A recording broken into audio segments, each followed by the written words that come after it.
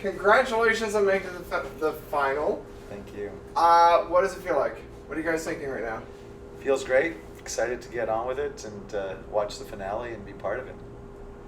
I'm excited, over the moon, like Nice. top 2, like we're the best 2 in Canada, like really. And now we get to watch it on TV on Sunday at 8 o'clock on CTV.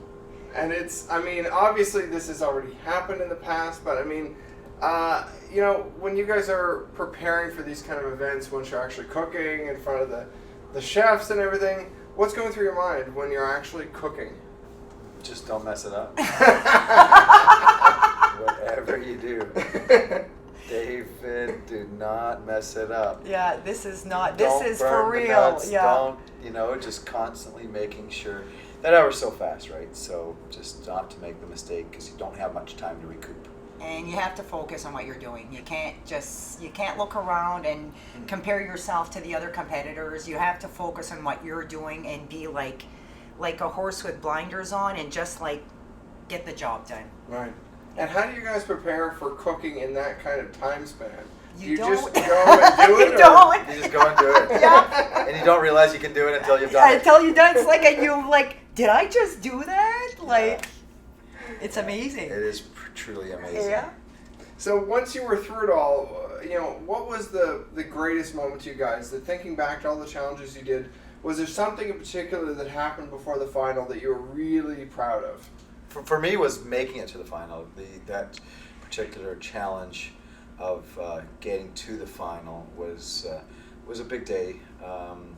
We're at the winery. It was crazy elements. I'm lighting barbecues on fire. I'm not getting the elements on the plate that I truly wanted to. It was 21 dishes. And then to come out with the win, to get onto the finale was just mind blowing. It was a big one for me.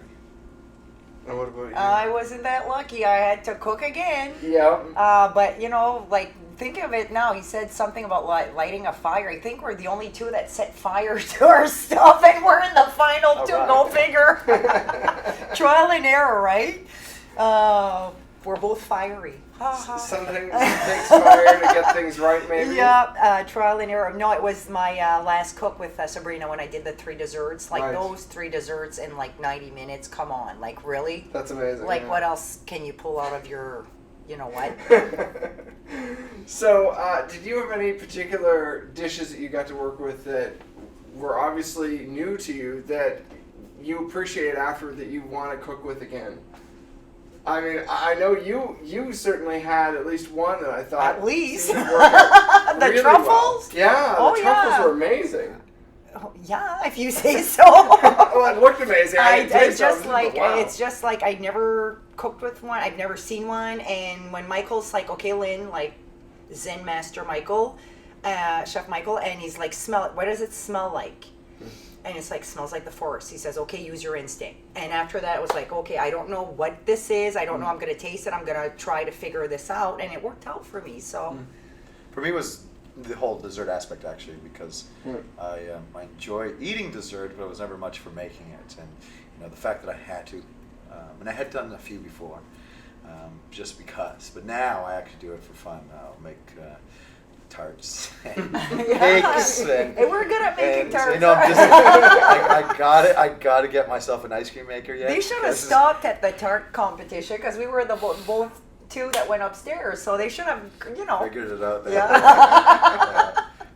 Desserts are hard, though. I mean, I cook a bit too, and I mean, I think most people don't understand how difficult Desserts are There's so much going scientific. on. Everyday cooking, Right. Savory stuff. It's like texture, taste, and you can just build it and make it your own out of no recipe. Whereas Right. pastry and dessert, it's really specific. I've actually, but at home I've made some cakes since that I used some of those elements because I don't make them as sweet as perhaps. Yeah. And I'll add a little bit more salt perhaps, and I'll add, so I still like to use my palate as my guide. But it still has to be X amount of dry, Yeah, X amount of wet, X amount. But you have to know how to replace what Very with what, specific, which is right. another art in itself. Yeah, Yeah. But yeah, desserts were the big one. Do you? I'd like to hear from both of you what you think are the strongest traits of your competitor. Oh, sure. Yeah. I'd like to even just a couple things. You know, Lynn's ability to do things regardless of the circumstances, and she was willing to do it. And obviously, and the other big one was just her heart. She has a lot of heart. You can tell she wasn't going to give up. No. And what would you say? David's very smart and savvy, and he's an awesome cook. So, you know, he's at the same time, that's very inspirational because it's like the Olympics. If you want the gold medal, you want to go up against the other person that can potentially get the gold medal. So, like being in the final two with David is actually like inspiring me to be even better because I know how good he is. That's cool. Well, can you give us any hints about what we can expect in the finale? We got 3 courses of beautiful food.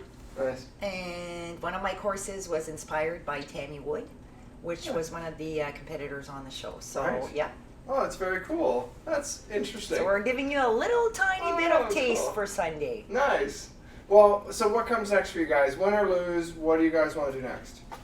Win or lose is still go after the dream of one day owning my own restaurant.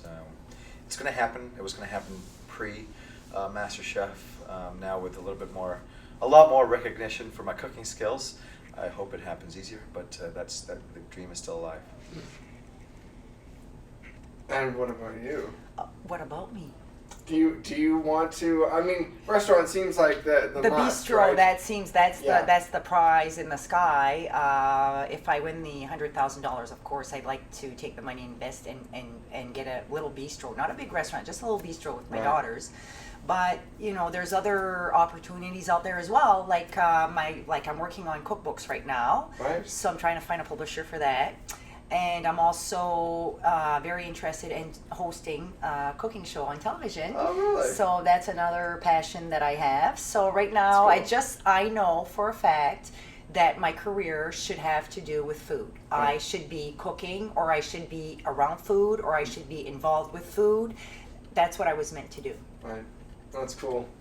Well, I mean, do you guys find already that there's enough awareness about you guys now that you probably have a few things that you could easily jump into after this? I've been approached with by various people for various things. I'm waiting till after the show's over. You know, I'm keeping my options open. Yeah.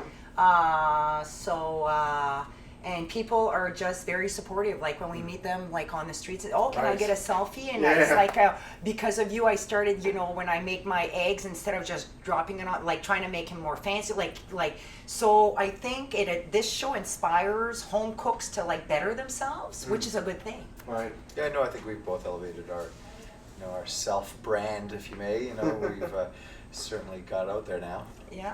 Nice. Concrete cook and the saucy Lynn. So Yes, there and you go. East versus West. Absolutely. I really like that angle. Yep. Very Yep. cool. Yeah. So, last question is really there's a lot of people who are going to be applying for season 3, Yep. and also you've got home cooks. What is your top advice tip for someone who's just cooking at home and that they need to learn, you know, to Virtually better for both aspects is just do it. Right. Yeah. If you want to be on the show, don't think about it. Just do it. Just Apply. You never know what's going to Just happen. apply. Just do it. And if you want to be a better home cook, just do it. Just cook over and over and again. Because trust me, I'm pretty good now, but I was terrible at one time, and it was just trial and error, not giving up. Yep. And the only person that can stop you is yourself. Right. So if you stop yourself, you're stopping yourself from doing something you want to do. And if you watch the show, you'll see that each and every one of us, every week, we evolved.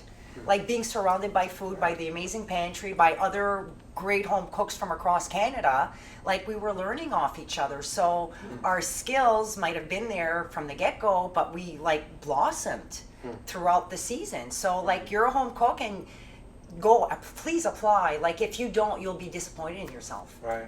And so practice makes perfect, Practice- essentially. Yeah. Practice makes perfect, and if you got heart and if you got willpower, you know, go for it. Do it. Nice. Do it. Well, thank you guys very much, Thank you. and Thank yo, you. good luck for the future. Thank you. Great. Awesome. Great. Well, thank you guys very much. I hope Thank you you. don't have too much more today. Yeah, for sure. Pleasure. Pleasure. Thank you. Tanya's giving both of us like a massage. Oh, nice. We'll have an external party give all of us massages. We'll be rubbing each other's Yeah, I know. Like Like a circle of massages. That's the dream. You know, my father grew up in Moncton, so Really? I. Oh, everyone has an East Coast connection.